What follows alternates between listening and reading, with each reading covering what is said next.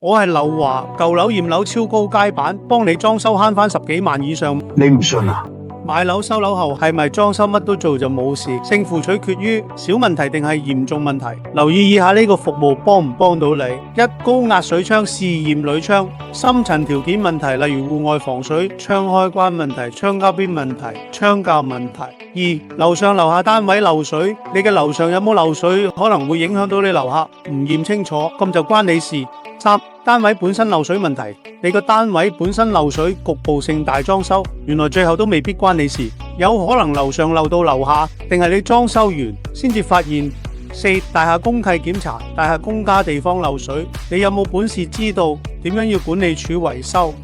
五、全屋電源檢查，你真係覺得現在目測冇問題，會唔會賣樓前個單位化咗妝俾你？知唔知咩叫裝修化妝？六、地台有發霉漏水，想知道地台有冇漏水、發脹水浸，嚴唔嚴重？嚴重程度可以點維修？